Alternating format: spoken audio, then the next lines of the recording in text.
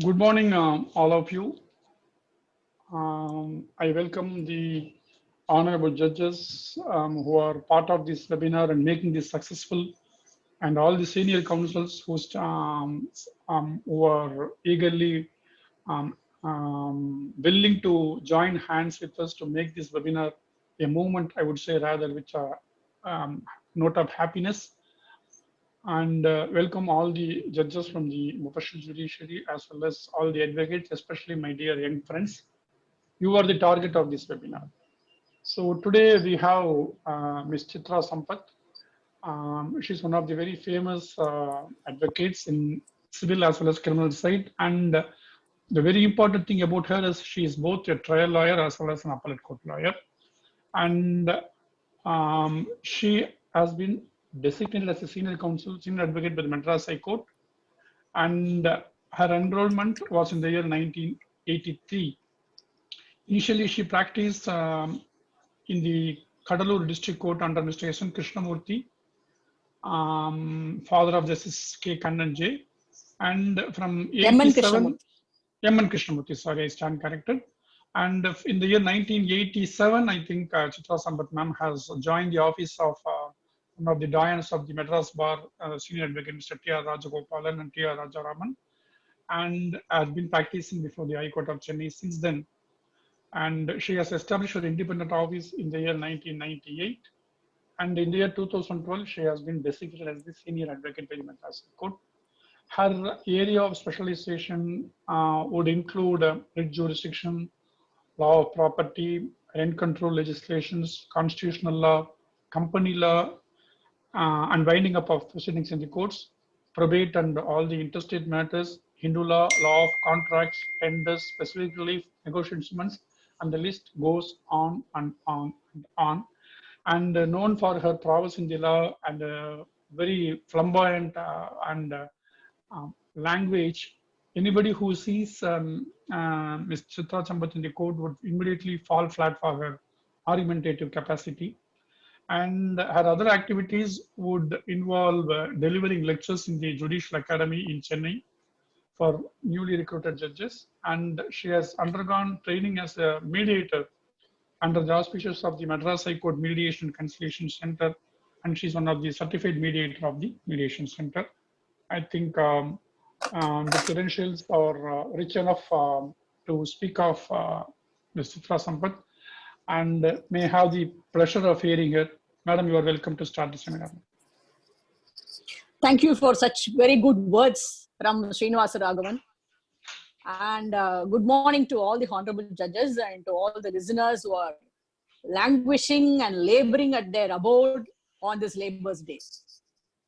Wish you all have Labor Day dinner Vartikal.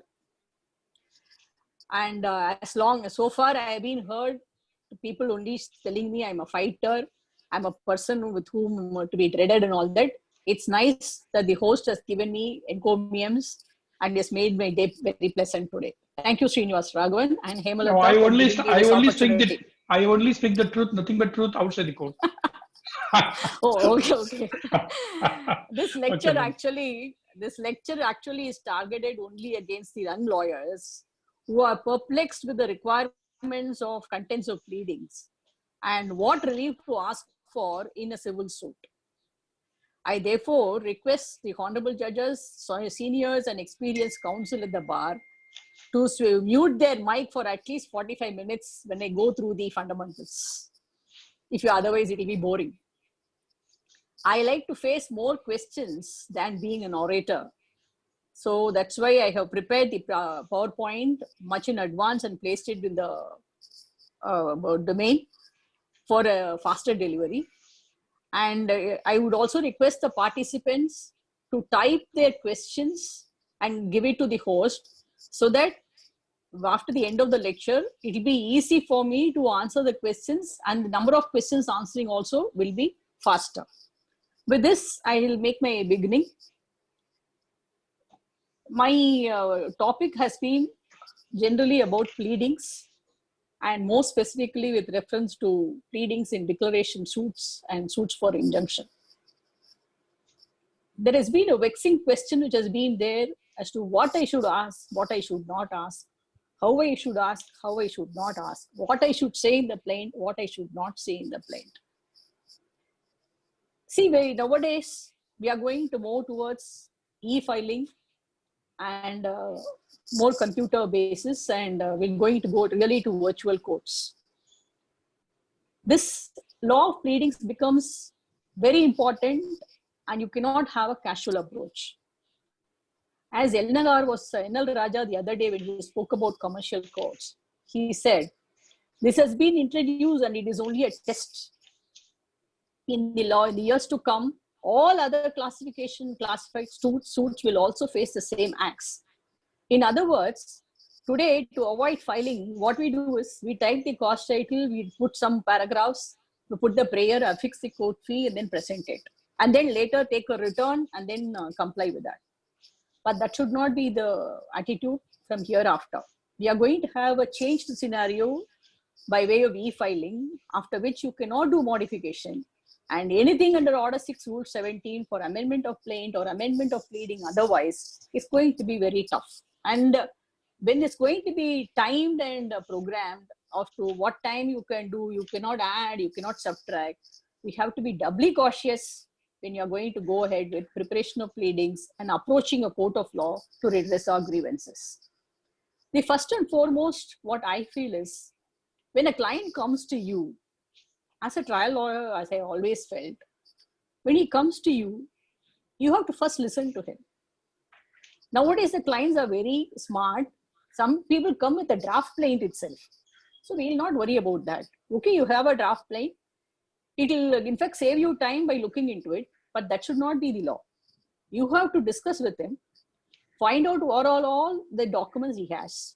In fact, you have to prompt him to find out what documents he will otherwise have.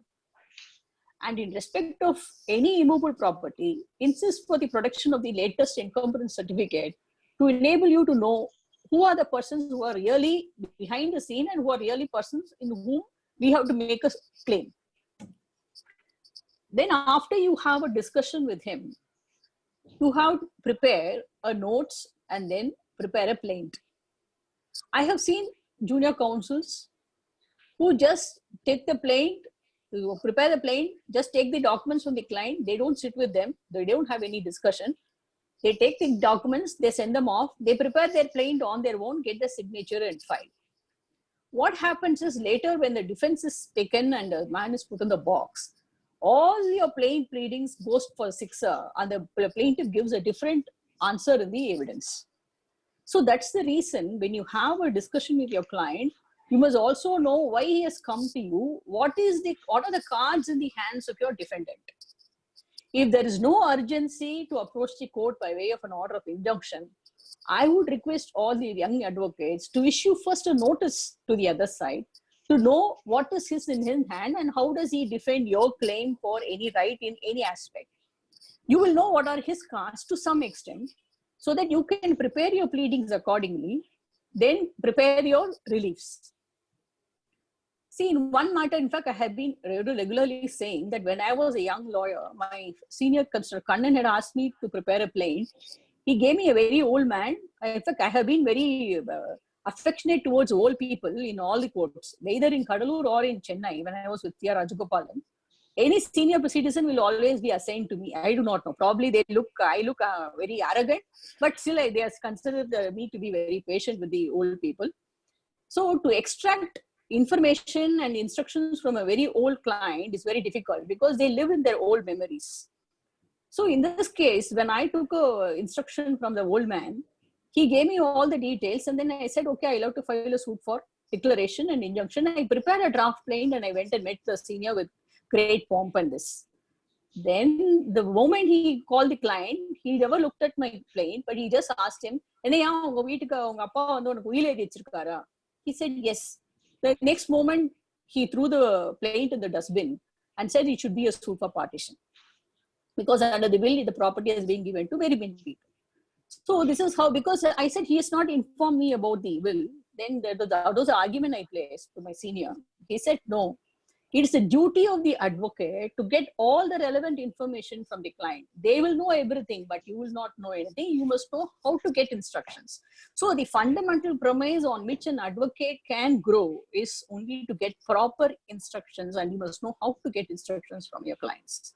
Getting instruction itself is an experience. After getting instructions, you must know what is the right he has and what is the relief he has to be given.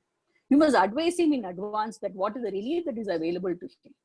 Now, once you have agreed on, okay, I'm going to accept this brief, I'm going to go ahead, you have to collect all the documents and find out first, against whom are you going to fight? So parties to the litigation are the first step you have to clear. Get all their addresses, find out what are all things he has done, how does he make a claim against you, and then you have to prepare the plaint. So the first part is the parties to the suit. So now you have arrived at the parties to the suit. Then you go about preparation of the plaint. I have seen the draft plaints which has been filed all these years. It is so confusing. It is so juxtaposed. It will say that defendant is not like this, defendant is not like that. Just forget about what is the defense. When you want a case, you project your case like a story. Start from A. There was a king. King had 2 sons. 2 sons had 2 wives. 2 wives had 4 children. They fought among themselves. There was a document. So what you have to do is you sit in the chair of your client and prepare the chronological of events. In fact, I would even suggest that before you start preparing a plaint, prepare a chronological of events and then develop it. So that will cover the entire facts which will come within the body of the plaint. So at the end of the body of the plaint, you have stated the case of the plaintiff. Then what happens is, now the defendant is striking at you. If you know what is his defense, you need not plead his entire defense, but say that on the basis of some fake and fraudulent documents, he's disturbing your possession or he's just claiming an adverse right. Therefore, I'm filing the present suit. Then you have to go to the cause of action paragraph. After preparing everything, we tend to give this cause of action paragraph to a junior. In the lower courts, in official courts, it is prepared by the clerk. The cause of action paragraph is given a go by. In fact, that is very, very important. Cause of action paragraph is very, very important for the reason that it lays the foundation for the jurisdiction of the court, the limitation, and then the reason for filing the suit. So it should specifically state the reason for filing the suit, when things have occurred, when you got disturbed, or when he made a counterclaim, when the law of limitation starts, and how to the court has jurisdiction. Please don't ignore the cause of action paragraph. Now, after the cause of action paragraph, before you prepare the court fees paragraph, you have to decide on what is the relief you want to ask for in the suit. How will you decide the relief? In the subsequent PPT, I have said how the courts have said, whether it is declaration or injunction or how it is. All that I'll come to that later. Now, what you must ask in the relief paragraph. If a suit is only for permanent injunction, then your injunction. If it has to be there along with the mandatory injunction, there will be a mandatory injunction. If you have any damages, there will be a damages, so on. So if it is going to be 3 independent reliefs, then you have to value them separately. If it is going to be a consequential relief, the consequential relief to the main relief need not be valued. If there is going to be an accounting relief or even a damages for which you want to have a notional valuation, that has to be independently valued. So after all this, you prepare the prayer. Based on the prayer, you will be valuing your court fee paragraph. In case of suits relating to immovable property, please ensure that the description of property which you are giving is clear and as per the documents of title. In some cases where, in my experience, I have found that in the notices issued prior to the suit, there has been a wrong copying of the description of property in the notices that has resulted in several confusion. In fact, suits filed by one person, counterblast suit which also that is copied, and both of them having a very wrong description of boundaries also. So that has resulted in confusion just because they copied it from the notices or some other exchange of letters between the parties. So before you go to the court, when you want to prepare the plaint and your schedule of property, please take it from the document of title, which is the basis on which you're coming to the court. Please don't take the schedule of property from any other point. Now you're completed. So the first is the parties, then you're given what is your bone of contention. Let it be a narrative. Let it not contain too many details. And I'll come to each and every type of suit in the subsequent one. So after the narrative, one short paragraph about the defense, that how he is not entitled to. Then you have the limitation paragraph. You must also have, if you have any plea of limitation, that is also to be taken care of. Then you will have the cause of action paragraph. Then you have the court fee paragraph. Then you have the relief paragraph. Then the schedule of property. Then ultimately comes the list of documents. In one case, in the list of documents, they produce certain documents along with the plaint. They were all Xerox copies. But at the time when they produced it in court, the original had 2 signatures of witnesses, which was not available in the Xerox copy file along with the plaint. This was taken advantage of by us at the time of cross-examination, and extensive cross-examination was made, but that was not considered by the trial court. But the matter, when it was heard by the division bench, in the division bench, it was pointed out that the original document which was produced, that is a copy of the document produced at the time of filing of the suit, did not carry any witness signature. But subsequently, when the witness was sought to be produced, it had the signature of that witness PW2. That was the only reason on which the suit was dismissed. Otherwise, he had a very good case. So when the documents are given to you by the client, if you feel that it cannot be relied on in evidence, please give it back to him. Ask him to put it in his attic, never to be opened. That's going to really, sometimes or other, without knowing, he will produce a document which you feel that it should not be filed, or it will not have any relevance, or it will go against the interest of your client. Please remove it from your bundle. Not even a Xerox copy should be in your bundle. Give it back to the client with specific instruction that it should never see the light of the day. You rely only on documents on which you have placed your case. All other documents should not be there. Be careful with what documents you have in your bundle and what should go to the attic of the client. So after this list of documents you have finalized, you are going to present the plaint. Now, this is going to be the very basis on which a suit is laid, which will go up to Supreme Court if the clients are worth to fight that much. So any flaw in the drafting, because you all know in civil matters, evidence without pleadings will be 0. So you have to make sufficient pleadings, enough to substantiate your relief, and then only go to the court. Please don't be relaxed or lethargic in the preparation. He is your bread and butter. Your client's interests are your bread and butter. Please be respectful to your client and see that what you are doing is like, he worships you like a god. He thinks you will get all the relief for him. But whether you believe in your client's rights or you don't believe in your client's rights, be faithful to your client. That's what I would like to inform all the advocates who are listening here. Now, coming to suits for declaration. There are various types of declaratory suits. Declarations can be in respect of immovable property, tangible and intangible property. Tangible property, properties which can be touched, like cars or motorbikes, or which is visible and you can hold. Intangible is like shares or debentures or debts, like that. So it is intangible. So with reference to these properties, you can ask for declaration.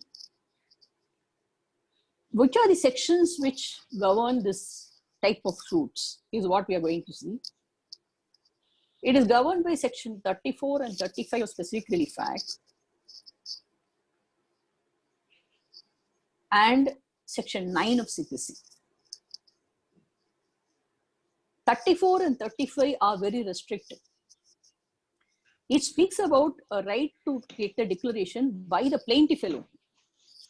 If you read section 34, any person whose rights are affected or who wants to establish a status can approach the court, and if the court is satisfied of the evidence produced, it can grant a declaration in his favor. So a suit filed by a person will be under 34 will be in favor of the plaintiff. Now, there may be various instances when a person who is coming to court may not require a declaration in his favor, but it may be like an Order 1 Rule 8 representative suit, a Section 92 under the Public Trust Act, or there have been various situations in which there can be a suit like that. That is governed by Section 9 of CPC. This is the omnibus provision. Whatever suits which cannot be filed, whatever reliefs you cannot get in any other forum, you can get before the civil court. That is Section 9. Under Section 9, if you don't have any remedy before any forum, either writ court or in the tribunals or any other forum which has been mentioned for that, but still you have a right to be agitated and you don't come within Section 34 of the Specific Relief Act also, you can invoke Section 9 and then you can file it. Therefore, Section 9 and 34 of 35 will govern all your suits for declaration. Now, suits for declaration are governed by Section 25 of the Tamil Nadu Court Fees and Suit Valuations Act, and that, coupled with all the other provisions which I have mentioned in the slide, will take care of what type of suit you are going to file and what type of declaration you are going to take. Okay. Now, coming to declaration, now I was speaking about suits for declaration.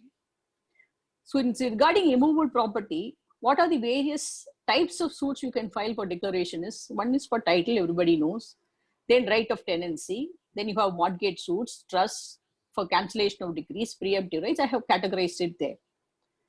Now, what you have to say in those suits is also very important. I'll just give some examples for each case.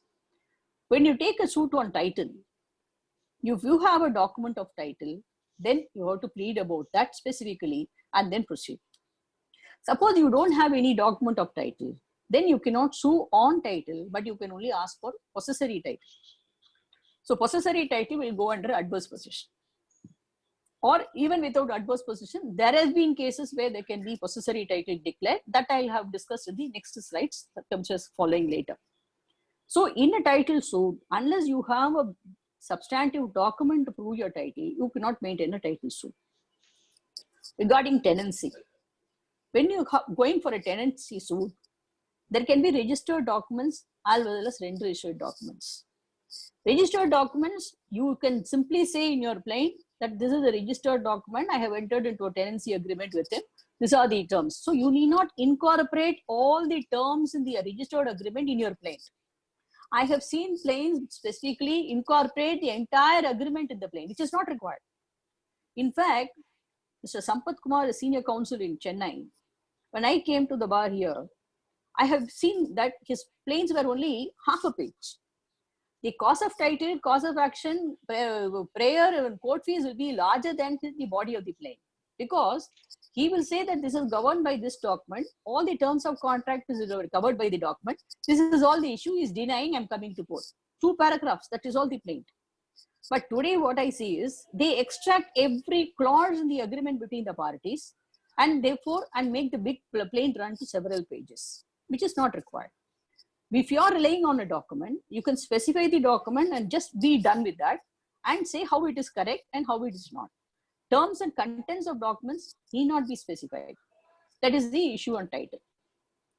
If you come to a tenancy, I was speaking about registered. If suppose it's an unregistered document, you cannot enforce the terms of the tenancy by way of an unregistered document.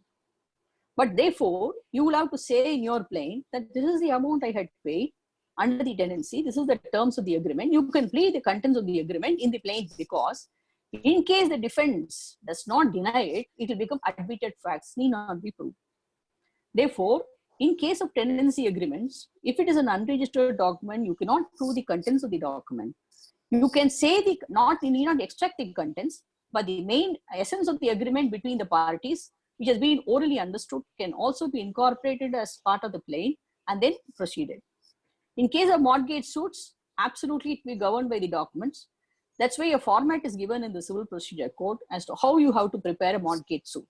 The schedule is given, the way in which the particular paragraph is given, you have to follow the contents of the prescribed in the CPC.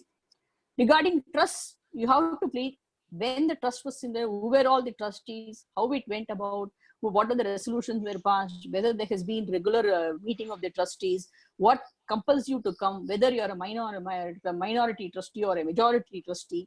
All that has to be specifically pleaded in the plaint. Otherwise, you are not going to go anywhere. Coming to cancellation of documents and decrees, what happens is, there has been many issues as to whether you need to cancel a document or not. I have dealt with that separately in the subsequent slide. So cancellation of documents and decrees, what I want to say here is, when you want to cancel it on the basis of fraud, undue influence and coercion, your law of pleadings under Order 7 and also under Order 8, if you're going to be a counterclaim, specifically says you have to specifically aware as to how the fraud has taken place. I don't want you to give every facet of evidence, but it should specifically says whether how he was in a dominating position and how you were succumbing to that, the fraud should be there. If you omit a very single issue or anything, tomorrow when you develop it in the evidence, it's not going to help you because it will be lack of pleadings and lack evidence without pleadings. So regarding fraud, coercion and undue influence, that is the basis on which you're going to ask for cancellation of documents and decrees, then it has to be specifically averred, pleaded in detail. Otherwise, you're going to face a problem in succeeding. Coming to preemptive rights, it is governed by the personal law in case of Mohammedans and in case others, in case of under the document. So you need not specifically have any attention to the preemptive rights. But the fact that you exercise that right or you offered it must be there. Coming to adverse possession. In fact, the latest case laws on that is quoted later. Adverse possession, you have to specifically state when you came into possession, when it started, when the adverse possession started, from what date it started, and it was hostile to the owner, that you made it to the other side. All that has to be specifically pleaded. If you don't do it, your law of adverse possession takes a 6-up. Then coming to fraudulent transfer under 53 of Transfer of Property Act. This is the suits which are filed generally on behalf of the body of creditors. One single creditor cannot challenge a particular alienation in fraud of creditors, but you have a body of creditors you can challenge, and you can say that the debtor who had only that property, in order to defeat the rights of the creditors, has fraudulently transferred the property to another person. So here also you'll have to plead specifically as to what is the fraud he has committed. Then coming to section 69 of TP Act, which is the public auction sale. Public auction sale also you'll have to plead what is the nature of fraud that has been committed. There has been cases where you will not have access to the records of the respondent, that is a defendant, as to what is the fraud he has committed, and you have to come without any details. In case you get across after the defend, you have to file a reply statement and see that you have pleaded all the necessary facts for setting aside or even to strike at the very notice under section 69 of TP Act. Then coming to rights of easements. See, easements are like right of way, right to water, right to drain your water from the roof. So many aspects are there. So this right of easement, you have to specifically plead as to when it started, whether it runs with the land, whether it has been specifically mentioned in your plan, and whether you have been asserting it, whether it is intermittently asserted or it is continuously asserted. It is a continuous easement or discontinuous easement. Like this, you have to specifically plead. Easements are very, very important rights which go with the land, and therefore you have to say all these things in your plaint. Now coming to declaration regarding tangible and intangible rights, I have given a list of type of rights which have been the subject matter of suits for declaration. And trademark, trade name, it's governed by section 105 and the latest amended act suits. Next, coming to partnership dissolution in accounts. There can be registered firms and unregistered firms. In case of registered firms, you can sue in the name of the firm. You need not mention the names of the partners. Coming to partnership dissolution and accounts. Yes. Partnership dissolution in accounts. If there's going to be a registered firm, you can sue in the name of the firm. The names of the partners need not be shown in the cost title. If it is an unregistered firm, then you have to sue in the name of the partners, carrying on business in the name of the firm as so and so. In case you put it in the other way also, minimum two partners should join in filing the suit in case of an unregistered firm. And the law requires, when it's an unregistered firm, all the partners should be before the court. So you make it a point that in case of registered firm, because it has got its own seal and recognition, a legal status, you can sue in the name of the firm. In case of unregistered firm, all the partners should join in the action for filing a suit. But that is not so in case of dissolution in accounts between partners, whether it is unregistered or registered. Section 69 of Transfer of the Partnership Act does not apply for dissolution accounts of unregistered firms. So what you can do is, the one partner can sue the others, that's all. You can say in the body of the plaint that all of us were carrying on business in the name and style of so and so. It is an unregistered partnership. These were all the persons who were all the partners. In case you are going to ask for retirement or accounts only, not dissolution, then one partner can sue the firm if it is a registered firm against the others and show all the other partners also. Why the reason is, tomorrow when you have a decree against the firm, if you don't show the partners in their individual capacity also as a partner, you may not be entitled to sue them later. That is, proceed against them for recovery of money later. Then is we have the adoption, right to adoption, that I am the adoptive child. So in case of adoptions, you have to specifically plead when it was adoption, when the homum was performed, whether there was a give and take between the parties, and whether when was that happened, whether what was the age of the person, whether they were not in the prohibited relationship. See, all these things in a suit for adoption should be taken care of. So to make a valid adoption, what are the requirements of a valid adoption should be first understood by the advocate before incorporating it in the plaint. Then coming to the status, regarding wife, regarding the public office you are holding, regarding whether you're a trustee, all that will cover under the status. Now coming to declaration regarding termination of contract, termination of service, declaration suits are maintainable, and consequential reliefs are also granted only by way of damages or compensation, but not by way of restoration of the contract and not restoration of the service involved. Then you know about torts, where there has been compensation, which is the only point. Then other intangible rights are fishery rights. Then we all know about bank guarantees, hundis, that the bank guarantees obtained by fraud and all that has been accepted, injunctions are granted. Then challenge to assessment, all that. So where you will be asked to file a suit for declaration. But these things will not be governed by Section 34. Some of them are not covered by 34, especially when regarding character of an institution, whether it is private institution or a public institution or a denominational temple. These are not governed by Section 34. You will govern only by Section 9. Now, questions have arisen whether, because the section mandates, 34 mandates, that you must necessarily ask for a consequential relief if you are going to ask for a declaration. A suit without asking for a consequential relief is bad in law and not maintainable if you ask only for a declaration. But there are exceptions to that. Suppose there is a reversioner today. He is entitled to the property and the life interest holder is selling the property to a third party. What happens? He now files a suit to declare that the alienation is bad and not binding on him. But he is not entitled to an immediate relief of possession. So what he does, he will not ask for a consequential relief. So the consequential relief must come as a necessary corollary to your main relief. If that is not there, then you need not ask for consequential relief. So the case laws on the subject I have already indicated. You can see them and you can understand how it goes about. Next is suits for bare injunction and or recovery of possession.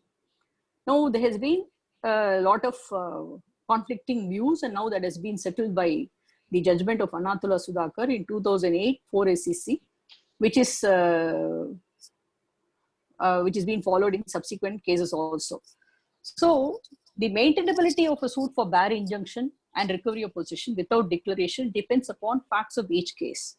See, as I said, when I come to court and a client comes to you, if you're going to fight against a trespasser who has got no semblance of right, no semblance of title, your suit is only for bare injunction. You need not ask for title because you know he has no complicated issues. Whereas you have some set of registered documents, he has some set of registered documents. Both there has been complication with reference to survey numbers, with reference to boundaries, for which methodical explanation and acceptance of evidence is necessary, appreciation is necessary by the court. Then in those circumstances, you will have to ask for declaration of title. But if it is going to be a simple case, like one A is the owner of the property, I have purchased it. A is the owner of the property, B also has purchased it. He has some agreement of sale and I have some agreement of sale. What is the complex issue? Whose is antecedent title deed? That is all. So it doesn't require any declaration of title at all. But there has been, and similarly, there has been questions where suits for recovery of possession without declaration is maintainable.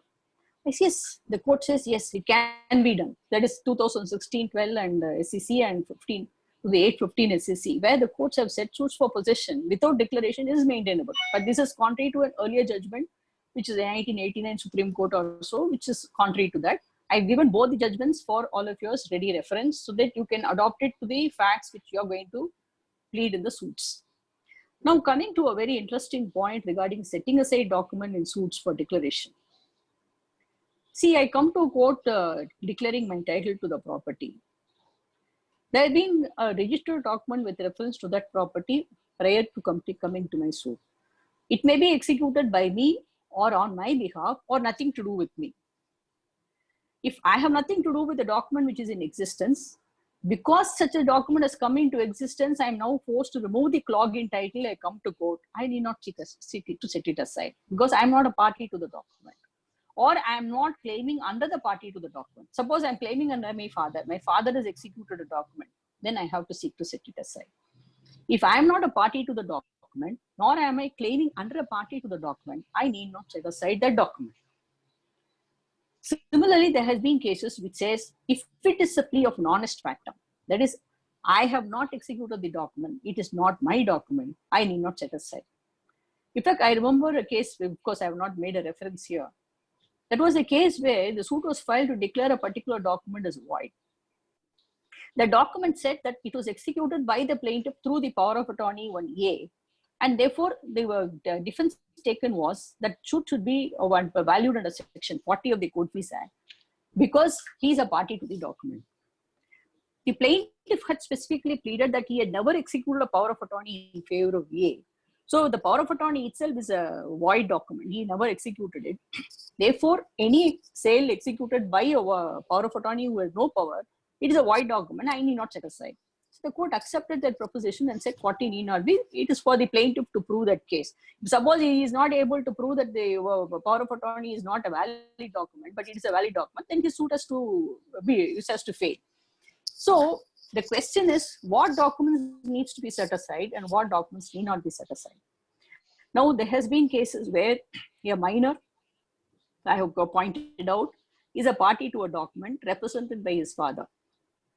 Once he is a eo nomini party shown on the face of the document, then he has to set it aside because it is a voidable transaction.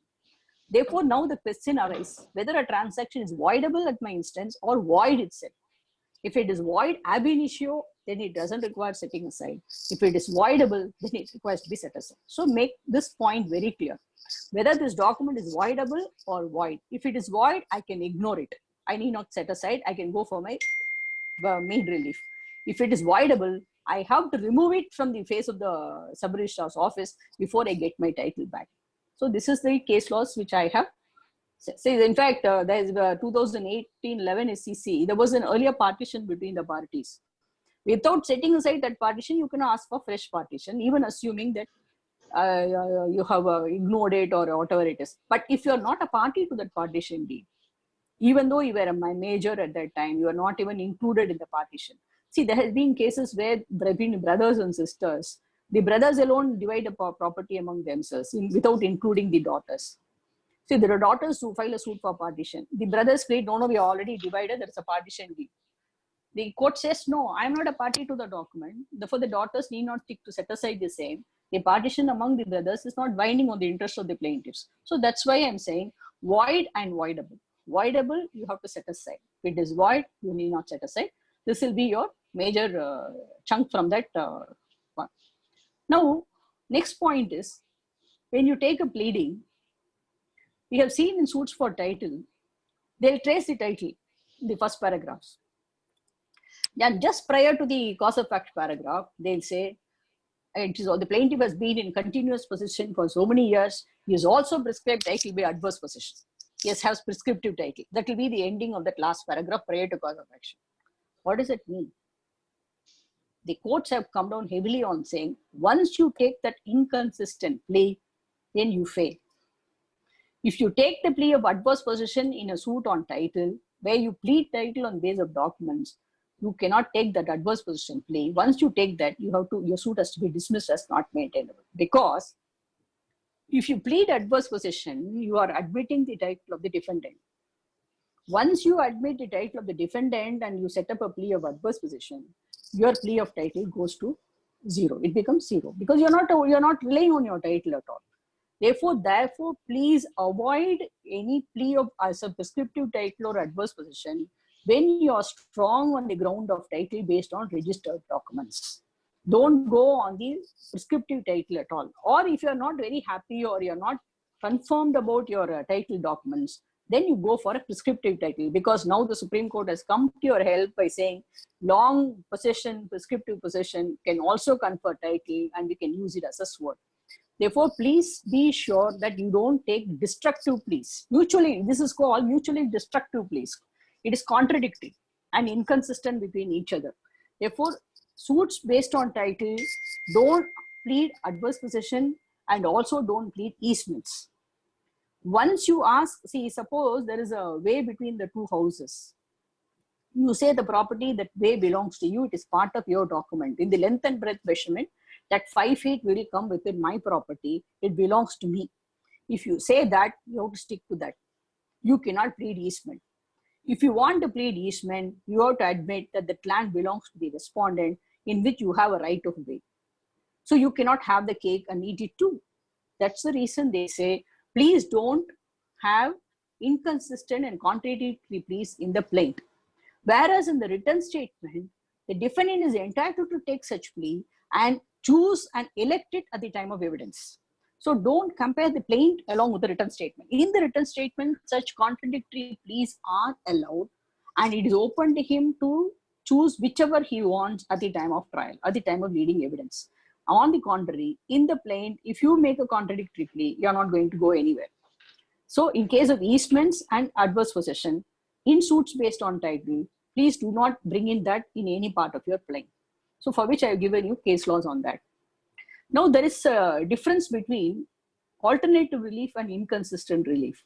Here inconsistent relief is, if I want to base on title, I cannot ask adverse possession, because if I ask adverse possession, I admit the title of the respondent. So it is called inconsistent and contrary.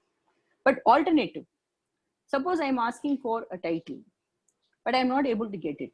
But at least I'll be entitled to maintain permissive possession. Whether it is possible? Yes, it is an alternative relief. Similarly, in specific performance suits, I'm asking for agreement of sale, specific performance. If I don't get, alternatively I can see on the same cause of action. On the same cause of action, if you are entitled to a lesser relief, then you are entitled to ask for alternative relief. So the alternative relief you can ask, but not inconsistent reliefs. Now coming to possessory titles, possessory rights in suits for declaration.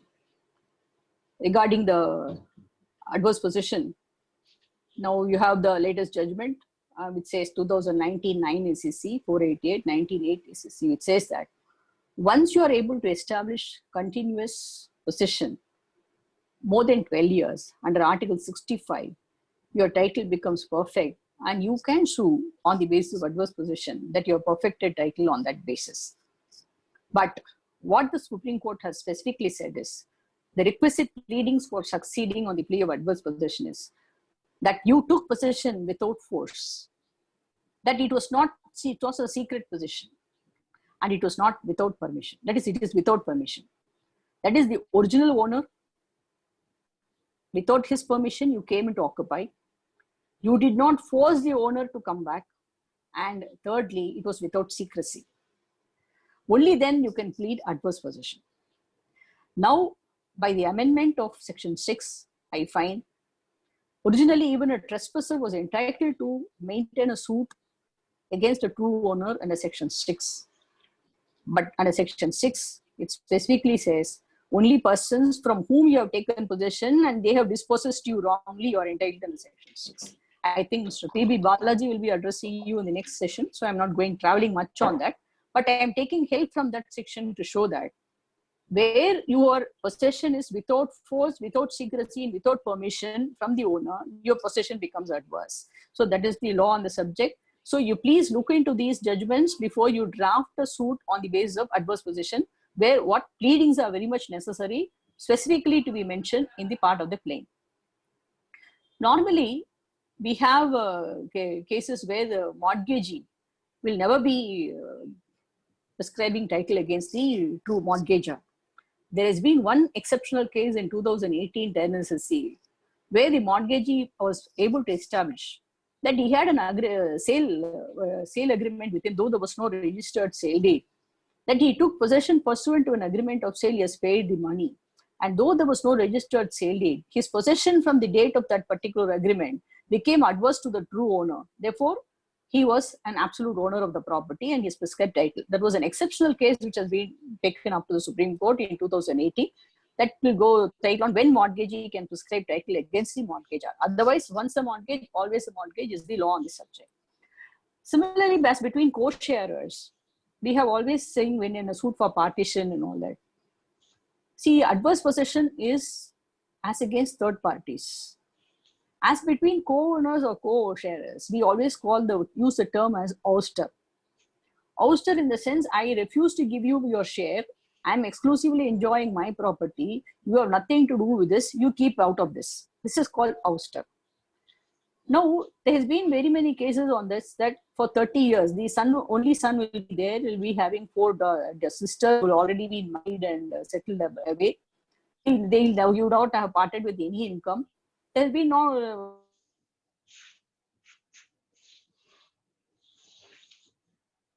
relationship between them. Never given them, they were participated in the profits. Therefore, they have lost their right. It amounts to ouster. I have been mortgaging. I have been dealing with the property to their exclusion. Therefore, they are not entitled to a share. That's a plea of ouster. Okay, we can also say as loosely termed as adverse possession in suits between co-owners, for which the 2018-11 EC clearly says non-participation of profit by a sharer cannot amount to ouster. Now coming to the tangible and intangible rights cases, I have given a list of cases. Why I am giving this is, what ways that outside section 34 and even within 34, what are the intangible rights that has been agitated, suits has been filed and maintained. In fact, I always respect the Mofsil members of the bar. Probably I am also from a Mofsil lawyer, probably that's the reason. The reason is the clerks there and the advocates there, they have a very nice way of approaching a case, and they always come out with new type of suits which can never be thought of. It just comes bold from the blue. And such type of new matters are possible only because of the wide amplitude of section 9 of CPC. And some of these rights which has been recognized and granted has been listed in this particular PowerPoint presentation. I'll now go to the declaratory decree's effect. Now I have a declaratory decree. What is the effect of that? See, I may not be entitled to a consequential relief. Therefore, I am not asked. I have a declaratory decree. It cannot be put into execution. First, you must know a declaratory decree can never be put in execution. What is there to be executed? It only says so and so, so and so, so and so. That is all. It confirms or puts a seal on or recognizes a particular person's right. That's all. On the date of filing of suit, this person had this right. That is all. It is a declaration given to that person. That's all. It ends with that. You can't execute a declaratory decree. Unless you have asked for a consequential relief, you cannot ask for any execution. Now, the interesting case laws which came here was, some reversioners had challenged the alienations made by the widow, who was a limited owner under the old Hindu law. And they succeeded, and they had held that these alienations were bad. But after the advent of 1956 Act and 14.1, 14.2 had come, the lady became the absolute owner. And the alienees had sought to file a suit for declaration of title and all that. So it was defended by the reversioners, saying that, no, we have already got a declaratory decree. She lost her right. Therefore, we are entitled to take back possession. Then the court said, the declaratory decrees are always susceptible to change in law at the time when it is sought to be enforced. Therefore, when the suit was filed for enforcement of the declaratory decree, either by the reversioner or it is being contested by the another person, it will not be res judicata in its sense, but it will be subject to the change in law. And if the declaratory decrees become incapable because of the change in law, the decrees will not give you any effect or any binding interest between the parties. See, that's an interesting point which is there in 2005 5 ACC, 2005 12 ACC. Please read all those. And most important is, under a declaratory decree, a court cannot create a new right to the party. Which are there between two parties. I will not have a right over the LIC building, but I will file a suit against Srinivasa Raghavan. Srinivasa Raghavan will remain ex parte, or he will come appear and submit to my decree. So I will have a decree saying that I am the owner of the LIC property, when I don't have a right at all. It's only a declaratory decree. These collusive decrees are absolutely unenforceable and void for the reason it cannot create a right in me. It can only confirm what already I have. What I don't have, under the decree, I don't get a right over the LIC building. So this is what is important to be noted in declaratory reliefs. Now, in the next slide, I have discussed about the scope of Section 34. And the Supreme Court has specifically, in very many cases, said 34 is not exhaustive. You have to read it with Sections 9. And those are all the cases where, which I have quoted. And for declaratory suits, either under Section 9 or otherwise, the person who comes to the court must have an interest in the subject matter. If he doesn't have an interest in the subject matter, he cannot maintain the suit. So for a property of mine, another person cannot come and file a suit and say, it is Chitra's property, so please grant a declaration. No, that's not possible at all. For that, you can read 1975 Supreme Court 1810, which I already indicated. Now, there has been some interesting points on negative declarations, whether it is possible or not. Yes, that has been found to be possible. And that judgments, you can have it under 2010 3 Madras Weekly Notes. Now, coming to suits for permanent injunction. Now, these are again governed by the Tanatula Sudhakar's judgment in 2008 4 ACC, where it says that declaration is not mandatory.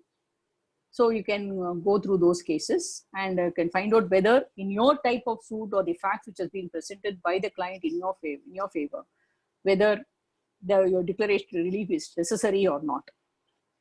Now, there has been cases where in a suit for bare injunction, you do not know whether the defendant is going to deny your title or not. You go blindfolded, because when you file a suit for injunction, your threat of disposition was there. You have to safeguard your position. You do not know what are the cards in the hands of the defendants. And therefore, you go blindfolded to the court, sir, please save me, my position is being threatened. But after the written statement is filed, if you feel that the written, half the time what we advocates do is, written statement is filed, the clerk takes it or the junior takes it, ties it up in the bundle and it posts it for issues. That's all. I request all the advocates, please don't do that. Because in the written statement, if there are something new facts which requires your denial or which has to be faced by your client or answered by your client, even before the preparation of the issues or even before the court goes for drafting issues, the moment the written statement is served, please take it and read it. If you feel that in your plaint you have not answered, or some new points have been taken, something which is very surprising to you, please call the client, discuss with them, and prepare a reply statement and file it with an application with the leave of the court to file a reply statement and complete the pleadings. But this should not, because this is going to be very, very important in the years to come because of the virtual courts and e-filing. So whenever you are going to rush to court, when you do not know the defense, always add a paragraph in your plaint saying that I am filing this suit, this is my case, I do not know on what basis the defendant is claiming right. As and when the defense is known to me, I may be permitted to file additional pleadings. Please reserve that right and file. Whether the court is going to file a reply statement later or not, but you always make that point that you add a paragraph in your plaint saying that I reserve my right to file additional pleadings on hearing the defense of the defendant. If the defendant's defense is very innocuous or not worthy of things, you can proceed with your suit for injunction. But if he has made out a case and there are registered documents in his favor, please see that your plaint is amended to include the prayer for declaration. Don't wait for the matter to go up to the issues or went to the Supreme Court. In fact, in one case, even after going to Supreme Court, the Supreme Court said, no, we don't want to file a suit for, dismiss a suit for injunction. We are remanding it for amendment. But it doesn't happen in all cases. There has been cases where an amendment to include a prayer for declaration has been dismissed by His Lordship Justice Rohinton Nariman recently, somewhere in 2019. I was not able to get that judgment. Therefore, I request all the members of the bar that the moment you get a written statement, irrespective of whether it is a suit for injunction or suit for recovery of money or suit for anything, please read the written statement and see that whether you need to file a replication. Without that, please don't keep it in the bundle and wait for the trial to commence, because by the time much water would have flown under the bridge and you would lose your right to even raise additional pleadings. Now, regarding what types of injunctions can be granted, I was specifically given saying statutory due. See, now I have found some matters where injunctions against the sub-registrar that he shall not register documents. And injunctions are granted because the GP never appears, no written statement. The court sends him ex parte and grants an order of injunction. In fact, it is a violation of the specific relief act. Specific relief act, specifically 41, 42. Just one minute.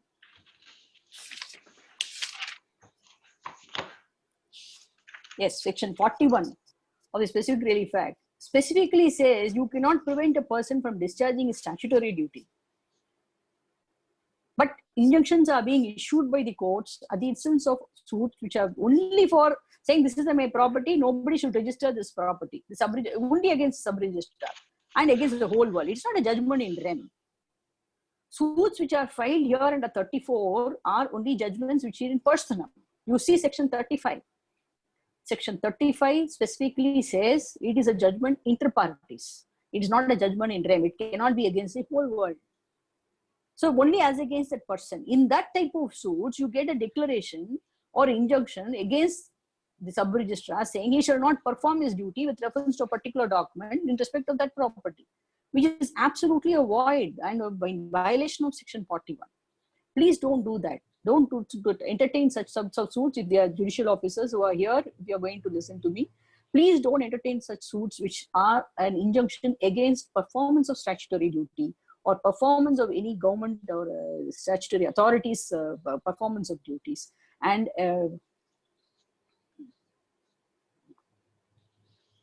against any court, that they should not proceed with the proceeding or prevent a person from instituting any proceeding. You cannot do that.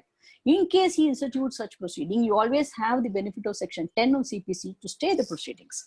You cannot prevent a person from prosecuting any proceedings. So injunctions against statutory bodies, against statutory authorities, against a person from going to court should not be granted as a matter of policy and a matter of statutory recognition under section 41. Then similarly, injunction regarding cancellation of power of attorney is not maintainable. Then injunctions regarding termination of contract, he shall not terminate my contract, the bank guarantee cannot be revoked, auction cannot go on, election should not be held, all that cannot be granted because injunctions are only released to maintain a status quo between the parties for the purpose of protecting his right. If his right is subservient to another person's power and he can control the particular right of the plaintiff, you cannot prevent the other person from performing his right and exercising his right. That's the reason they say that you can't prevent a bank from encashing the guarantee as per the terms of contract. You cannot prevent the employer from terminating the contract because he has that right under the contract of service. You cannot prevent a public auction from getting along with the auction only because you can always challenge the auction. Any order of injunction can always be compensated in damages. Then there's no necessity to grant an ex parte order of injunction. But this is taken advantage of, and in many cases, when there is a threat to dispossession, courts fail to grant injunction. Please don't do that. When there's really a threat to injunction, and if the suits for injunction have substantive documents to prove that he was in possession for quite some time and he's in settled possession, courts should not be reluctant to grant injunction. So this is my now there has been some confusion with reference to whether injunction can be granted against a true owner. Whether a trespasser who has entered possession can become entitled to an injunction. As I pointed out in adverse possession, if a person enters without force, he'll be entitled to protect his possession because of adverse possession.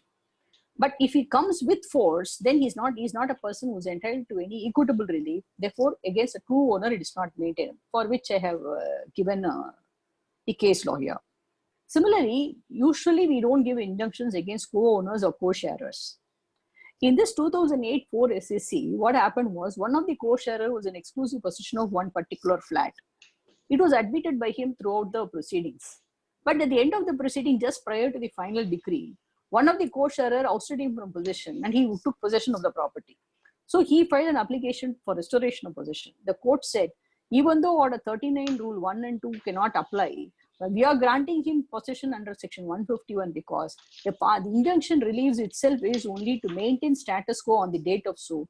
And once the person was, because in final decree, while allotment is there, the respective parties can maintain their particular possession and allotment can be made on that basis. So one person cannot forcibly usurp the possession of another. And this is an exceptional case where a co-owner or a co-sharer has been granted injunction and allowed to get back possession which he lost pending the proceedings. Now you have injunctions restraining freedom of speech.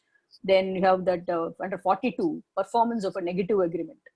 That's a very interesting topic, which all of you, I request you to see the various case laws like shift supervisor case and Gujarat bottling case, that where you have a contract by which you say that after the expiry of the contract, you are forbidden from doing certain things. Whether after the expiry of the contract, whether the original person between the contracting parties, whether the A party will have a right to prevent the B party from performing certain functions under the contract, under the negative agreement. See, that came for consideration in the case laws which I have said. That is 67 Supreme Court is a shift supervisor case. He was prevented from going for any other job, which was negative. Similarly, in Gujarat bottling case, the court said, no, you cannot prevent them from entering into fresh contracts with other parties. Now, coming under the issues of mandatory injunctions. Mandatory injunctions by which you can only ask the court or help the parties to restore or protect their rights.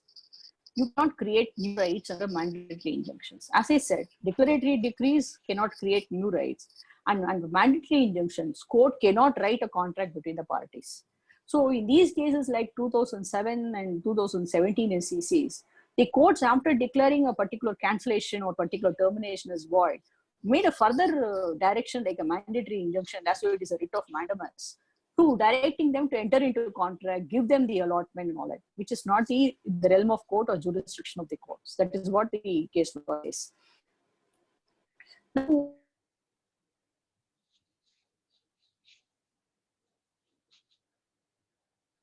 when I file a suit, there has been some constructions in the property. The suit is filed for declaration of title and recovery of possession, or simple for recovery of possession. It makes no difference because you're going to pay court fee either way. For declaration of title consequent to the recovery, you're going to pay market value at 25B. Similarly for 25A, and similarly for bare recovery of possession also, you're going to pay the same market value. Now, after getting a decree for possession on the basis of your title, and that the defendant is not entitled to continue in possession, when execution is levied, applications are filed under section 47 saying it is incapable because I have already having a superstructure there which existed even prior to the existing filing of the suit.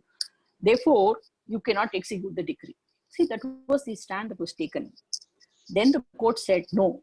When there is a decree for possession, it means vacant possession. My suit is only for the vacant land, not for the superstructure. Therefore, the executing court can remove the construction and hand it over to the plaintiff. To that extent is the judgments in 1954 Madras, 79 non-MLJ, and 2007 1 CTC. So, section 47 applications which are pending in suits for recovery of possession on these grounds needs to be dismissed, and the execution should be proceeded with. And I think I've exhausted my slides and also myself. I've taken more than 1 hour. I'm ready for the question session. I'll stop sharing the. Yes, madam. Ma'am, I have only one doubt to ask you. Yes. Whether Order 32 Rule A, I think the suits relating to matters concerning the family, or that is only order which has got enabling provision for filing suits relating to family status and other things. Whether they are to be read along with Order 7 Rule 1, or is it an independent order enabling filing of a suit? See, suits relating to matters concerned. See, all that will be, Order 7 is for all. Order 7 is generally about the pleadings. Okay. These specifically say what you should say in those pleadings. Order 7, you have to file your suit under Order 7, read with Order 32A. So conjoined reading only. Yes. Okay. So now I'll just open the what is called the interactive session. So I'll see either the chat box or the raise the hand option, and I'll unmute the person concerned. You can directly talk to them. Before that, I think 2 judges of the Honorable High Court are present here. Number 1, I'll just request them to have a word with you. Sure. Please wait for a moment. Justice Vaidyanathan J is waiting on the line. Good morning, sir. Good morning. Good morning. Tell me, sir. You should not have doubts. No. See, after listening to, we have not listened to the lecturers in the college. So now it's very, very useful, and we are recollecting what that has been taught in the college, and very, very useful. And you have taken us up to 2019 and 2020 because of COVID. No judgment is going to come. But anyhow, it's very, very definitely it will be very, very helpful to all the advocates and the judges who are listening, and more particularly to the juniors. I think juniors must use this opportunity of listening to senior advocates and other advocates who are well-versed in subject. Thank you, Chithra, for enlightening everyone on the subject. Thank you. Thank you, Lordship. Now let's hear to Justice Anand Venkateshan, ma'am. Vijay, please, ma'am, sir. Hello. Hello, sir. Good morning. Good morning, madam. I hope I have delivered my goods properly. No, it is always, whenever I listen to your lectures, I learn 2 or 3 new things. Always it happens. So, I didn't listen to your pleadings aspect before I started this because I'll get influenced, so I didn't listen to that. In fact, it was posted only yesterday. Then I realized that okay, if I listen to it, I'll get too much influenced by that. So let me do on my own. Then I listen. yeah, madam. The only one thing is that you were right in saying that in cases where the defendant in the written statement raises certain new facts, it will always be safer to file a reply statement. This is more as a word of caution than as a requirement under the law, because under law, pleadings is only plain and written statement. Correct. So this is more as a caution, so that when the issues are framed, the stand that is taken by the plaintiff for those new facts which have been raised by the defendant can also form part of the issues that will be drafted by the. No. See, it happens like this. Suppose I file a suit for partition, and my brother says there is a will or a settlement deed, and it's necessary that I specifically deny and dispute the settlement deed by way of reply. It is only an abundant caution. I can deny it even in a proof affidavit. That's not an issue at all. Because even by filing a proof affidavit, what most of us do is we copy paste the plaint, except the cause of action. In some cases, even cause of action, prayer, relief, everything is there in the proof affidavit, which has to be deprecated. So when I copy the plaint alone at the time of filing the proof affidavit, I omit to deny what is contained in the written statement. So only to avoid all that, because when we ask the juniors to prepare the proof affidavit, what happens is they go take the plaint and just type it, without seeing whether they have to specifically deny any document or any new fact raised by them in the written statement. This leads to a lot of problems. So that's why I said, if there is going to be a reply, it will, at least to that extent, it will keep us in memory. We will not ignore the written statement. Or you have to read the written statement, and also we need not deny each and every paragraph in the written statement in our proof affidavit, but at least to some extent, if there's going to be a will or a document based on which the defendant is making any claim, it just be specifically denied, then it has to be mentioned in the proof affidavit.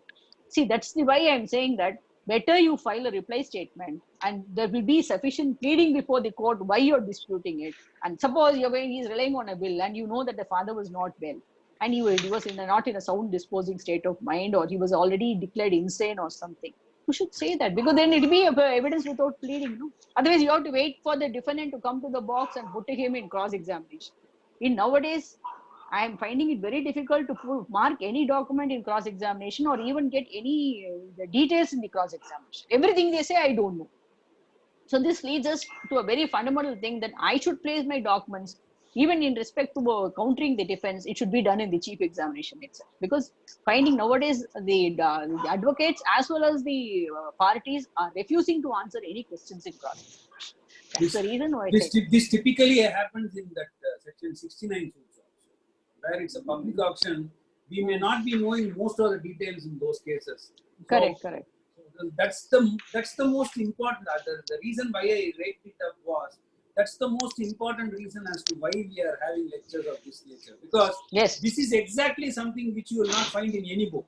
No, you will not get. No book will talk about filing of a reply statement for a written statement. But when a seasoned advocate comes and says the reason why you have to do it, then it becomes very useful for all. So these are some takeaways where which you get when you listen to a lecture of a very seasoned advocate. No, why I give you?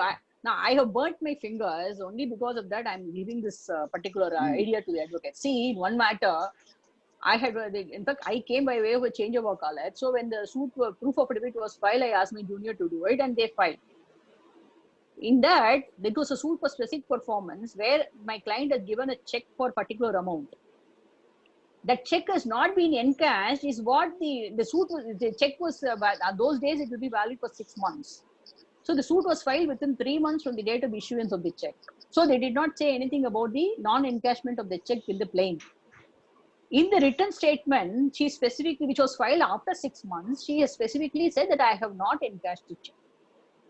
But we omitted to say that in our proof affidavit, and we proceeded to treat that payment as 2 lakhs, and we had offered to take the balance payment of so much in our proof affidavit, without even pointing or knowing that the 2 lakhs was never encashed, and we should have offered and readiness to pay even the 2 lakhs. So this is actually prevented me from getting a decree for specific performance saying that you were not entitled to any specific, you were not shown your readiness willing to pay the 2 lakhs. Ultimately, the matter got settled. Therefore, I am now able to place it. Otherwise, if the matter is sub judice, I cannot talk that. That's also another issue.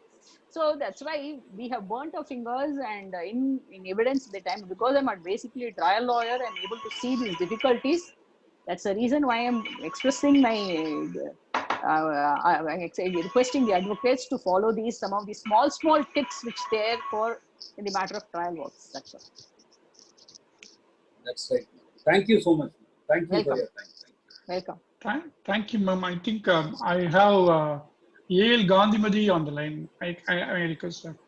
Yes. Gandhimadi, madam, you can talk to Chithra, ma'am. Madam, good morning. Good morning.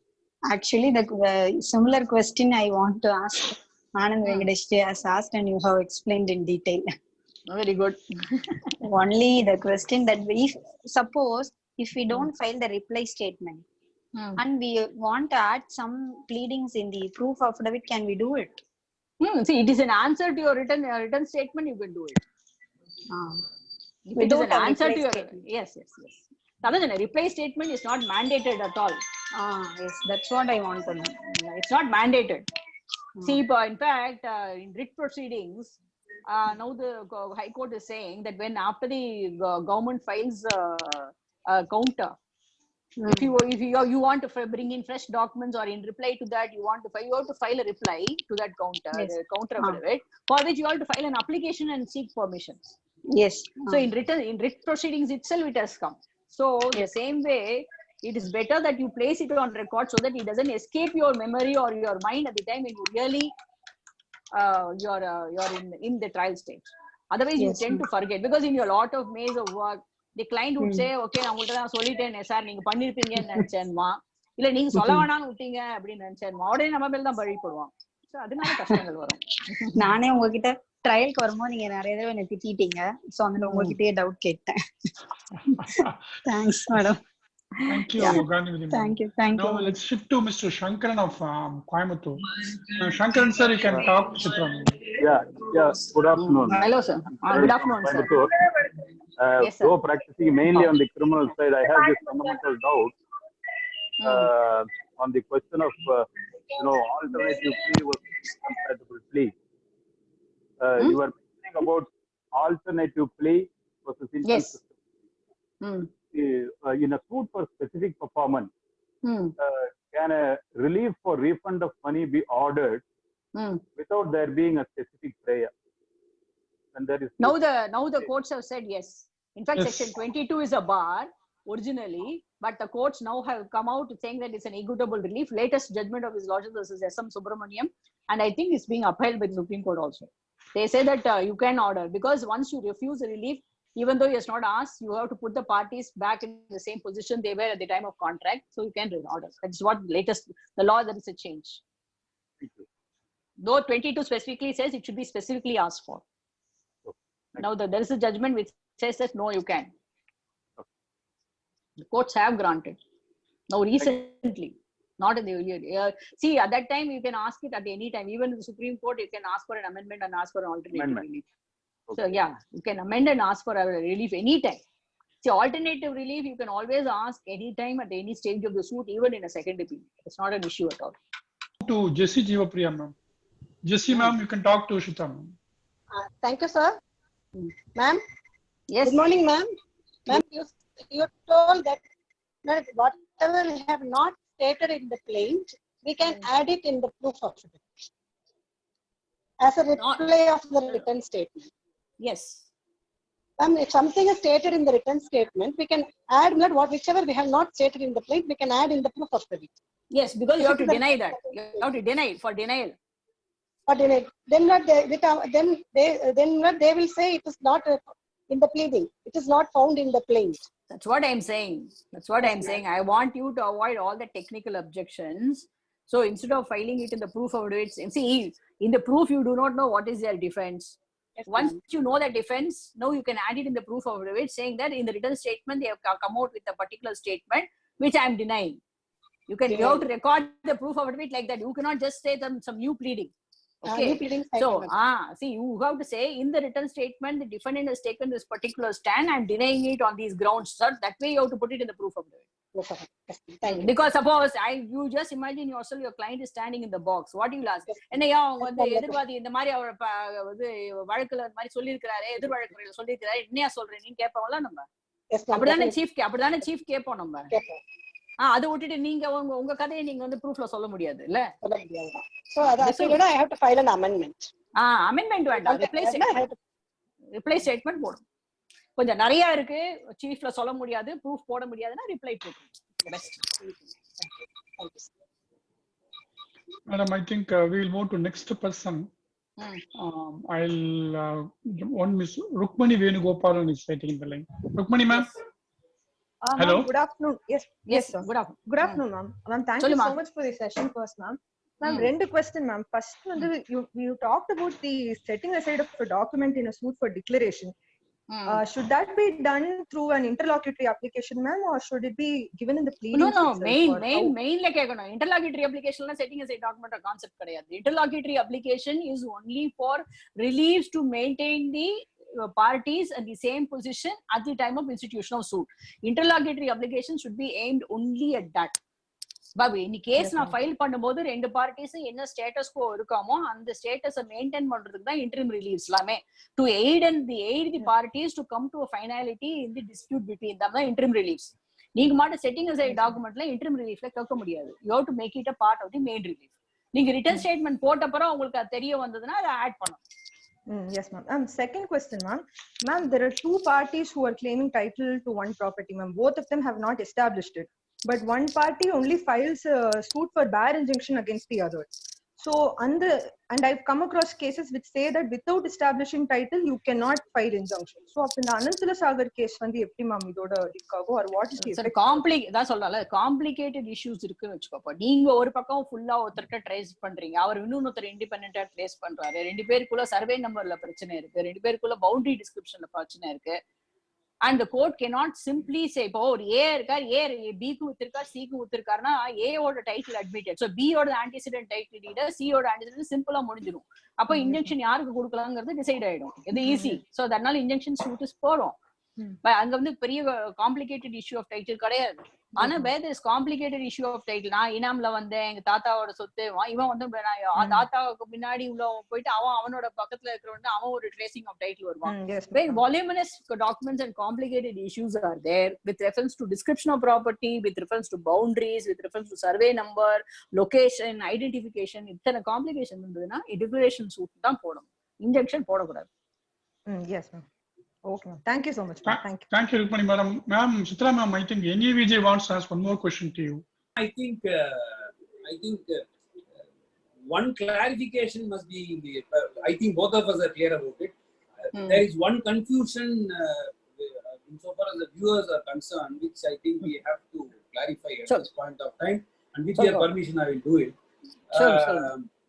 See, basically, all of you must understand that the fundamental premise on which the speaker started was that evidence without a pleading is absolutely immaterial, is largely immaterial. So therefore, what the speaker was insisting was that you, by filing a reply statement, you are not bringing in a new case at all. Please understand that you have to stand or fall based on what you have pleaded in the claim. That's all. Thereafter, if you want to make any addition, subtraction, modification, whatever you want to do, the speaker made it very clear that you can do it only in accordance with Order 6 Rule 17, and there is no other method for doing it. When it comes to reply statement, please understand that there is no question of bringing in new facts. There is no question of bringing in new pleadings. It is not even forming part of pleadings. Please understand that a reply statement can never fall within the definition of a pleadings at all. What was insisted was that when it comes to certain new facts coming forth from the defendant, which would require some sort of an explanation from the side of the plaintiff, then it will be safer to have a reply statement filed for two reasons. One reason is that then and there you would have got a clarification from your client with regard to the facts that have been raised by the defendant, and you will not miss it in future. And the number two is that when you prepare the proof affidavit, see, unfortunately, I am a person who is completely opposed to proof affidavit, but since it is now in the statute book, we can do nothing much about it. I always felt that we have missed a very, very important aspect of a trial, namely a chief examination, where the client used to get exposed in the box. Today, the client is straight away getting exposed to a cross-examination, which is proving to be a big problem in many cases. Okay, leave it aside. So what happens is, at the time when we file the proof affidavit, it will be easier for you to collate it in such a way that it comes in a sequence in the proof of affidavit and your client understands what is what when he is put in the box. The reply statement becomes very, very important because today your client is not going into the box when he is being examined in chief. A proof of affidavit goes through him, that's all. In most of the cases, most of the clients do not even know what is there in the proof of affidavit. So it is important that you follow this practice of filing a reply statement, not in all cases. In cases where certain important facts, new facts are brought forth by the defendant and you want to explain it, please understand, you are explaining your stand on the stand that has been taken by the defendant in the written statement. That's all. It is nothing more than that. So please understand two things. One, you are not bringing in a new case by way of filing a written reply statement, number one.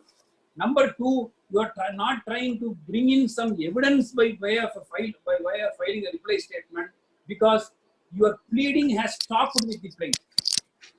So these two things you will have to bear in mind.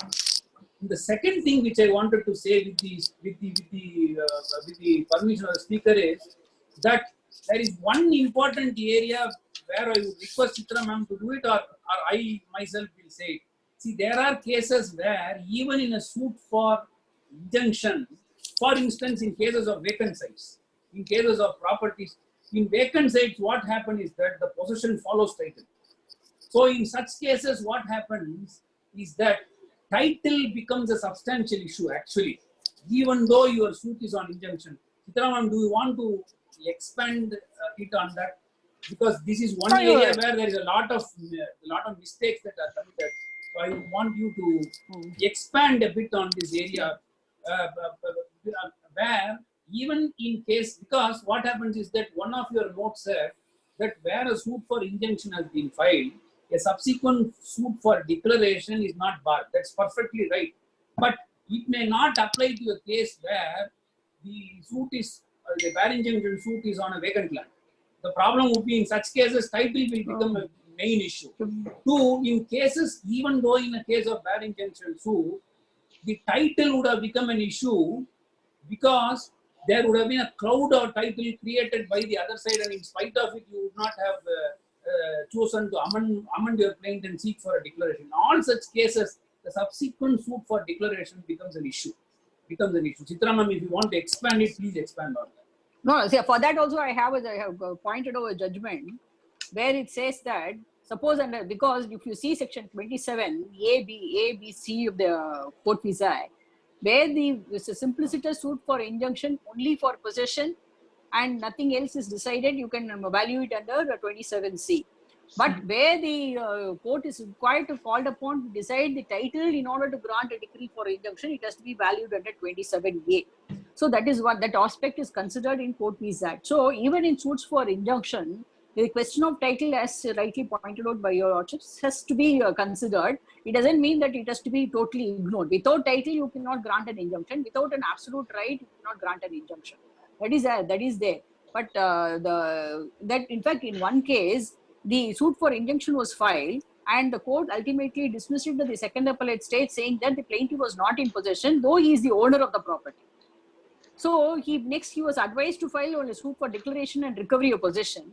And the question was whether he should file a suit for declaration and recovery of possession. In that case, what he did, he filed a suit for declaration and again injunction. So since as far as injunction is concerned, the earlier round found that he is not in possession. Therefore, that has become res judicata. So the second suit, it should be for recovery of possession. So that is the law. So there are conflicting cases by the Supreme Court itself saying that you cannot amend it in a suit for injunction. Some cases has remanded it for adding the prayer for declaration. There are cases which has permitted the plaintiff to file a suit for declaration even though the suit for injunction was dismissed. So it all depends on how fast and how quick we act depending upon the facts of each case. You cannot put everything in a small box and say, no, this is this is that. That is very tough for a civil lawyer to give a just straight away answer. But as far as granting injunction is concerned, as I said, if there is no complicated issues of title and if the plaintiff is able to prove, especially in case of vacant land, you cannot have substantive documents to prove proof of possession, because if it's a vacant land, you will not have property tax, you have no proof to show it is a vacant. If it is an agricultural land, you will have some cultivable crops. But now, in view of the shortage of water and all that, even if it's going to be a Punja land, it is very dry or something like that, you will not have even dry to show that you are enjoying or cultivating the land, and you will not even pay KISS if there's not going to be any income from the property. See, in those cases, how will you decide to suit for injunction is only on the basis of the title documents. So naturally, incidentally, the court is bound to consider the issue of title and then grant injunction. Yeah. Thank you, madam. In fact, two judgments, I do not know whether you have quoted it in your notes. Anyway, even if it is a repetition, the viewers can note it down. 2008 4 SEC page 594 and 2016 5 MLJ page 73. In these two judgments, you will find that there is a very detailed description with regard to the interplay between the injunction and declaration. There are two judgments. I probably you have already cited it in your PhD, but since I have it ready-made, I thought I can say 2008 4 SEC 594 and 2016 5 MLJ 73. Thank you, madam.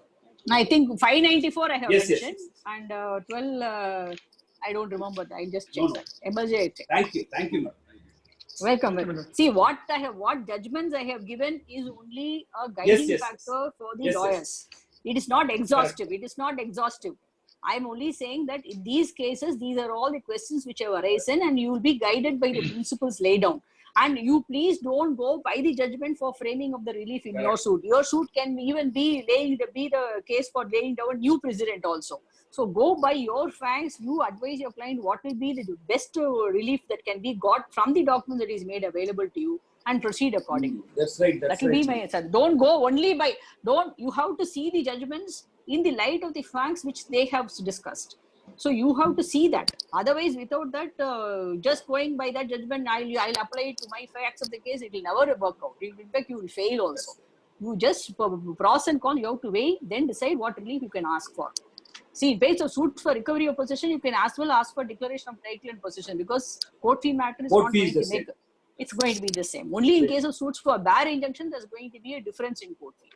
The one regular mistake that happens, ma'am, is that see, in a suit for injunction, you would have seen in so many cases, when it comes to us by way of a second appeal, we will find that the defendant would have created so much of cloud over the title of the plaintiff, and in spite of it, the plaintiff would not have cared to amend his relief seeking for a declaration. You would have seen umpteen number of cases like that, and the court would have gone into that issue of title also.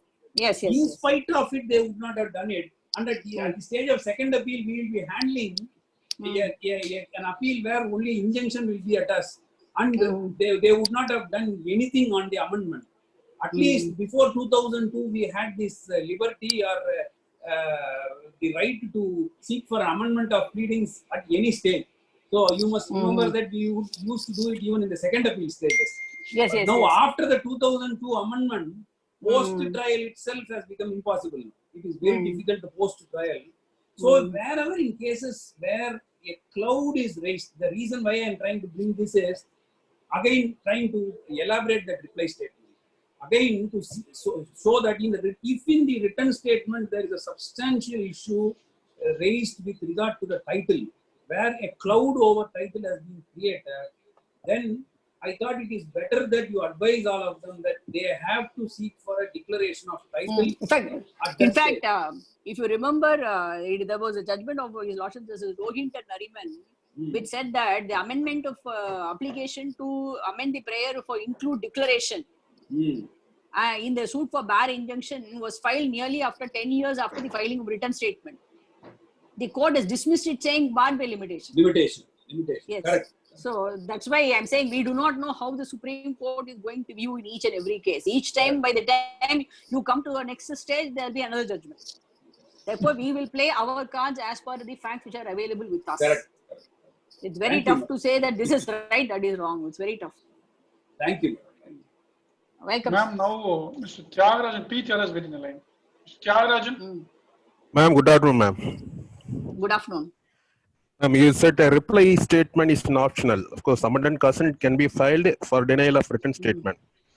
In case of counterclaim or set-off is raised in the written statement, is it not mandatory to file a reply statement? Yeah, see, no, see that the law itself specifically provides the moment you file a counterclaim or this is set off, naturally the plaintiff is given a right to file a reply statement. It is given by mandatorily, it has to be given because it's like another plaint.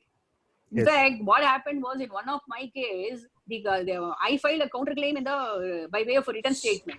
They, as usual, they kept the counterclaim in their file. They forgot to file a reply statement to that. When I went for trial, I said my counterclaim stands proved. Then they came hurriedly with an application to condone, delay, file reply statement because the mistake was also on the part of the court. The moment a written statement is taken on file along with the counterclaim, it is a duty of the court to post it for reply statement by the plaintiff. Otherwise, the plaintiff will not know unless he sees the written statement. It is the duty of the court also to post it for reply statement whenever there is a counterclaim before the court by the defendant. In fact, Order 8 Room 6A3 basically says that plaintiff shall be related. You have to file a written statement because it is treated to be a plaintiff. Yes. Thank you, ma'am. Thank you very much. Welcome. We have one Ms. Sheena waiting on the line. Sheena, please, you can talk to ma'am. Good afternoon, ma'am. Good afternoon. Ma'am, if a suit has been filed for permanent injunction alone with a very vague description of property and the pleading is mere apprehension, then can the defendant file for rejecting the plaint? See, the rejection of plaint is only on the reading of the plaint itself. You have got to get a dismissal. You will be successful. That's all. Merely because of vagueness of pleadings and vagueness of the description of document, you cannot get it rejected under the Order 7 Rule 11. Because we do not know. He may improvise it or he may even file documents to show. That's what I said. If the advocate is at fault in not copying a proper description of property, you cannot find fault with the client. But this cannot be a ground for Order 7 Rule 11. Order 7 Rule 11, see what Order 7 Rule 11 says is, even if I accept the entire plaint as gospel truth, in spite of it, I'm not able to, even as without a defense, without the defendant coming to the box, I'm going to read the plaint and I'm going to say, yes, this cannot be at all. It cannot be maintained at all, even on the face of the document, then only it can be rejected. But there is some semblance of some right or something, it cannot be rejected. Okay, thank you, ma'am. Thank you, Sheena. Ma'am, now we'll go to Mr. Venkatraman. Mr. Venkatraman. Mr. Venkatraman. Hello. Yeah, you can talk to ma'am. Hello. Good afternoon, ma'am. Good afternoon. Madam, quickly, there are two questions. Madam, can you hear me? Yes. Madam, one is relating to suit for specific performance, in which somewhere in 2016-17, there is a judgment by the Honorable Supreme Court. I was not able to readily lay my hands on the citation, where it says there has to be mandatorily a prayer for declaring that the termination is null and void. This came somewhere in 2016. Yes, there was a judgment by the there was a judgment like that in Supreme Court, but subsequently that has been sidelined by another judgment subsequently. Since this is not my subject matter today, choice la question ottuten. It is left to PB Ravan. PB Balaji. Subsequent there is a judgment which says that that's not required by the same Supreme Court. Great, ma'am. My second question is, in the suit for partition, as we all know, there are two components in a degree, preliminary degree and a final degree. We are coming across plaints which says grant a relief of preliminary degree.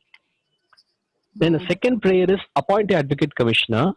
Third prayer is grant a final degree by meets and bounds. My question is, should I necessarily ask all these three prayers in the plaint itself, or no, reserve the last two prayers to be filed by way of an interim application at a later stage? Partition should prayer please grant me my share, 1.5 share in the suit property by meets and bounds and for accounts. Avladhaan plaintla. மிச்சம் எல்லாம் order 20 will take care. நீங்க எனக்கு வந்து final degree போட்டு கொடு, commissioner appoint பண்ணி கொடு, இதெல்லாம் தேவையே கிடையாது. கமிஷனர் அப்பாயின்மெண்ட்லாம் ஐஏல ஃபைனல் டிகிரி ஐஏல போடும்போது appoint and advocate commissioner to divide the property by metes and allot my one share as per the preliminary decree வரும். பிளைண்ட் வந்து பார்ட்டிஷன் சூட் பிரேயர் வந்து ஒரே ஒரு பிரேயர் தான். Please please pass judgment decree granting me partition of my 1/, partition in separate possession of my 1/2 share in the suit properties and thus the justice. Mean profits irukka allati court fees irukku, subsequent mean profits ellame part of the partition decree. It doesn't require any specific mentioning in the suit at all. Neenga partition decree ungalku preliminary degree pass ஆரம்பிச்ச உடனே court will take season of the matter. It has to give you your partition. Partition enna and the property and the property gain வந்திருக்கிற income எல்லாமே சேர்த்து தான் உனக்கு partition டிகிரில ஒரு பண்டிலா கொடுக்க முடியும்.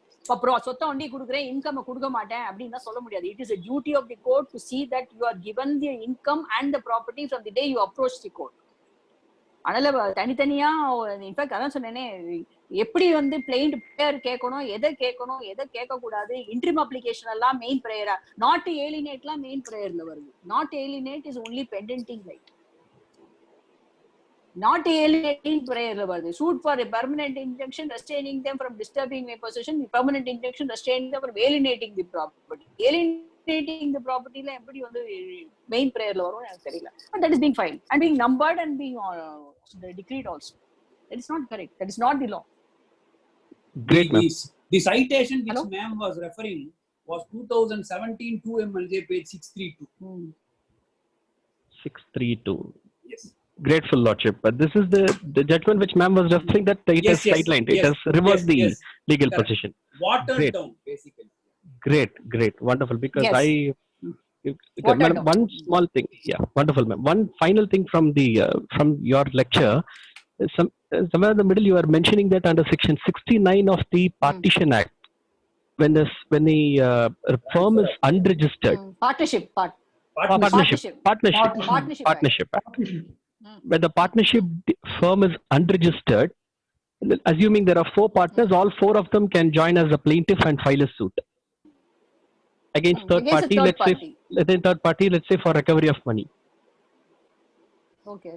But ma'am, our understanding has been if the firm is not registered, it is unregistered, it cannot sue at all.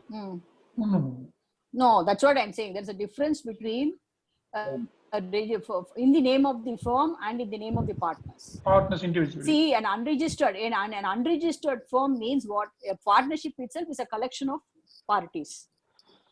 So the collection of parties are given a recognition by way of a legal status when they register it, so that they can sue in the name of the firm. That is all the concept. But it doesn't mean that because they are remaining unregistered, they will lose all their right under law. The law does not say an unregistered firm cannot enter into any contract. So the loose people who are joined together, they have to do it in their personal name, saying that all 4 of us are doing the business in form of partnership under the name and style of so and so artisan agencies. And now in the course of the business, we have contracted with this person to perform this particular contract, and so much amount is due. So you can sue in the name of the 4 partners individually against the third party. See, you're not done that to act registerously with the person. You're not taking it for this. This is not a thing where you've done it free of cost. You have done it for a consideration and you performed your work. You are entitled to get back the value of the work. No law says you are not entitled to that. It says you cannot sue in the name of the firm. That's all. Great, ma'am. A connected thing under Order 30 of CPC. It starts with the word any 2 or more persons claiming or being liable as partners. If it is an unregistered firm, it sues in the name of the firm itself. Should I say artisan agencies represented by partner A and partner B, going by the spirit of Order 30? That's what I'm saying. If it is going to be an unregistered firm, you have to put the names of the partners as 1, 2, 3, 4, and then you can put on the address இல்லைன்னா body of the plaintiff எழுதலாம். இந்த மாதிரி these 4 persons were carrying on business in the name of such a trade name சொல்லலாம். அவ்வளவுதான். வேற எதுவும் நீங்க வந்து மேல காஸ்ட் ரைட்ல காமிக்கணும்னால மேல 4 பேரையும் 1, 2, 3, 4 plaintiffs 1, 2, 3, 4 will be the partners. கீழே வந்து carrying on business in the name of style of artisan agencies போட்டுக்கலாம். அவ்வளவுதான். But artisan agencies will have no legal status. It cannot be recognized as a person suing at all. Perfect, ma'am. This is as far as unregistered is concerned. But I put it differently, ma'am. Why is the word any two or more persons coming in order 30? What is the significance of that? Order 30 rule 1. See, இப்போ இல்ல அது ஒண்ணு இல்ல. இப்போ suppose வந்து 4 partners இருக்காங்க. 4 பார்ட்னர்ஸ்ல 2 partner ஒத்து வராங்க, 2 பார்ட்னர் ஒத்து வரலன்னு வெச்சுக்கோங்க. அப்ப அந்த 2 பார்ட்னர்ஸ் சேர்ந்து போடலாம். ஒரு பார்ட்னர் தனியா போட முடியாது. 2 பேர் சேர்ந்து two should file. At least 2 should file. Yes, minimum 2 people should file. அவ்வளவுதான். ஒரு பார்ட்னர்ஷிப்பை ரெப்ரசன்ட் பண்ணனும்னா 2 பேராவது மினிமம் சைன் பண்ணணும். ஒரு பார்ட்னர் வச்சு இன்னொரு சூட் போட முடியும். இப்போ 4 பார்ட்னர்ஸ் இருக்கு. அப்ப 2 பார்ட்னர் தான் இருக்கா அப்படின்னாக்க நோ ஆப்ஷன். நீ அவனையும் எதிர்பார்ட்டியா காமிச்சிட்டு சூட்டை போட்டுதான் ஆகணும். See, the law does not prevent you from getting what you are justly entitled to. It's only how you frame the suit is very important. 2 partner இருந்தா ஒருத்தவங்க ஒத்து வரல, ஆனா you have to recover property from a third party. It's an unregistered firm. அப்படின்னா அந்த ஃபர்முக்கு பணம் இல்லாம போயிடுமா? அப்படி கிடையாது. நீ அப்போ கையெழுத்து போடலையா, நீ வழக்கு போடு. நீ ஷோ தட் நானு first defendant were carrying on partnership. இவனுக்கு நாங்க வேலை பண்ணியிருக்கோம். செகண்ட் டிஃபரெண்ட் எங்களுக்கு பார்ட்னர் 2 பேருக்கு பணம் வரணும், ஆளுக்கு 50 வரணும் எங்களோட ஷேரு. அப்படி சொல்லி போடலாம். தப்பு ஒண்ணும் கிடையாது. Which law says you can't sue? Great, ma'am. Thank you, ma'am. You're not doing it in the name of the partnership. That's all. You're doing it in your individual capacity. Thank you, as ma'am. a jointly owned partners. That's all. Yeah. Thank you, Ms. Venkatraman. Thank you very much. I should thank you for such an excellent session.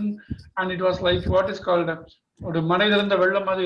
even a single minute of lowering the energy on yourself. And thanks for your time and your perseverance and your homework you have done, especially the slide speaks itself. And we thank a lot on behalf of the entire bar wholeheartedly, ma'am. Thanks a lot. No, thank you for the opportunity, because I refreshed my memory now. Thanks. Thank you.